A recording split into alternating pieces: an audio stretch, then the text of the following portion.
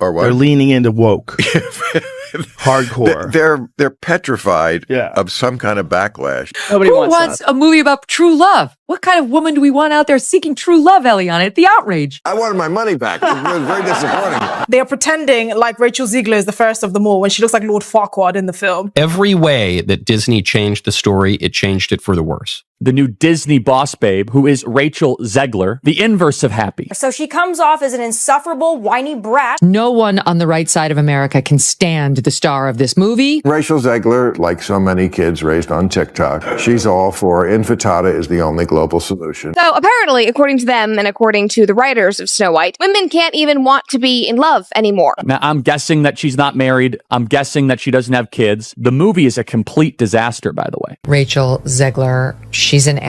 Rachel Zegler is extraordinarily woke, but she's woke in a way that's quite deranged. And, you know the saying, go woke, get broke, and Disney's going to lose money on this movie. And I believe it only made less than $1 million in China. They spent $170 million to make the thing, and it had the lowest opening, under $50 million, of any of these live-action Disney remakes that they've ever had. Rachel Zegler didn't just step into the role of Snow White. She sparked a wildfire within the Disney fandom, transforming the remake into one of Hollywood's most talked-about controversies. This was far from your average fairy tale reboot. The original cartoon came out in 1937, and very evidently so. There's a big focus on her love story with a guy who literally stalks her.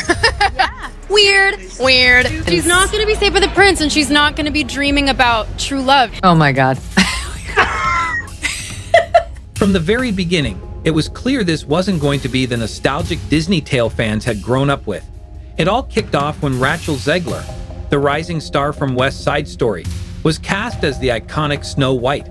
At first, fans were excited, new face, fresh talent, what could go wrong? But then Rachel began speaking out, and she didn't hold back. In early interviews, she openly criticized the original Snow White and the Seven Dwarfs from 1937, calling it weird, outdated, and hinting that it was filled with outdated, irrelevant ideas. She made it sound like Disney's first ever princess movie should be discarded. That's when the backlash really started to grow. Hardcore Disney fans felt like she was mocking the very foundation of the franchise. Many who grew up loving the original saw her as smug, as though she considered herself above both the role and the legacy it carried. But that wasn't even the worst of it. President Rachel Zegler also posted, F Trump kinds of posts on social media. She also said that she hoped that Trump supporters, quote, never know peace. But you are not entitled to call for Trump supporters to be harmed. You are actually not entitled to do that. And so let me just remind you, Rachel Zegler, of what the map looks like, just so you can understand when your Disney movie is coming out, how many people you are wishing harm upon. This is America right now. I will love you through these 4 years as best I can. F Donald Trump. Yeah, totally stable thing for her to be posting, wishing harm upon Trump voters, wishing that we have no peace. Rachel's interviews started veering into politics, and she didn't just share her thoughts. She went off. She took aim at a whole segment of Americans, directing sharp words at supporters of a former U.S. president. According to online clips and reactions, she essentially said that anyone who voted for him should go away and never find peace. That was a massive blow, and it quickly went viral on social media. Suddenly, this wasn't just about a fairy tale anymore. The casting choice, the interviews, the attitude, everything collided into a public relations nightmare. What was supposed to be a magical Disney reboot turned into a cultural lightning rod. And people weren't just annoyed, they were livid. Those who had been on the fence about Disney's Snow White now had a reason to jump ship fast. For many, it wasn't about the movie anymore, it was personal. They didn't want to support a project starring someone who came across as openly hostile toward a significant portion of the country. Sure, Rachel Zegler eventually issued an apology, but let's be real, it felt off. The tone seemed rehearsed, and some even called it a PR damage control move in a sparkly dress. Meanwhile, Disney tried to pitch the reboot as a fresh, empowered take on a timeless tale. But instead of respectfully modernizing the 1937 classic, they went full demolition mode.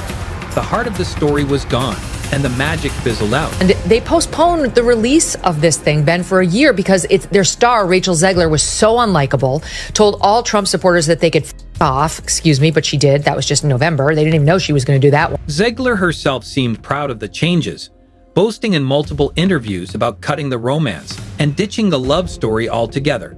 Snow White doesn't need a man, she declared. While no one was against having a strong independent lead, that wasn't the problem. Fans were upset that the very essence of the fairy tale, the charm, the emotional warmth, and the sweet romance that made the original so beloved had been thrown out the window like an old script. In the original, the prince was a symbol of hope, a figure who would rescue Snow White and bring her joy. Now, he was reduced to little more than a background extra, barely speaking, barely seen, and giving off major random guy in the woods vibes. Even the evil queen lost her bite. Once driven by jealousy over Snow White's beauty, she was now just another bland villain, obsessed with power, not beauty. There was no iconic mirror scene, no obsession with being the fairest of them all, just nothing. Disney didn't just update Snow White, they gutted it, rebranded it, and left fans questioning if it was even the same story anymore. And then she came out and she said, I apologize. Like, I went too far. But it wasn't sincere. The sweet, nostalgic songs that once made Snow White feel like a dream were completely erased. In their place, Disney introduced a set of brand new tracks that critics quickly ripped apart, calling them hollow, preachy, and totally out of touch with the fairy tale spirit. Gone was the magic, replaced by the musical equivalent of a lecture. But it didn't stop there. Rachel Zegler took things even further by labeling the classic Prince, the one that generations of fans fell in love with, a stalker. She spoke about the original 1937 romance as if it were some creepy horror story, rather than the charming, innocent tale millions grew up watching. Fans who once teared up to asterisk, someday my prince will come asterisk, were left stunned as the story they cherish was torn apart and dismissed as outdated. And just when people thought it couldn't get any messier. The movie has a major identity crisis. This is just so typical of the left. The progressives always finding a way to find their way back to doing something not progressive. The movie is doing catastrophically.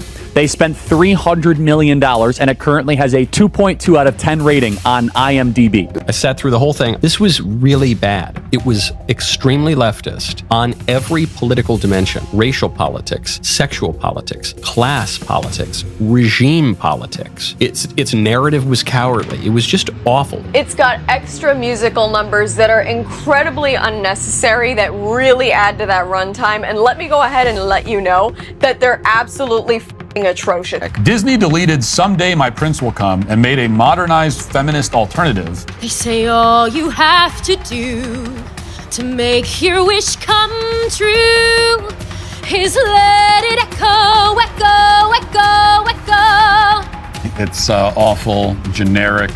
Never mind that the lyrics make no sense at all. All you have to do to make your dream come true is let it echo. Is it like on a metaphorical level? What is boom? Zegler's old social media posts resurfaced, and let's just say they weren't exactly full of Disney magic.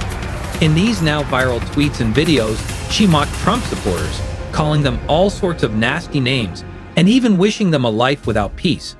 These comments didn't sit well, even with people who didn't like Trump.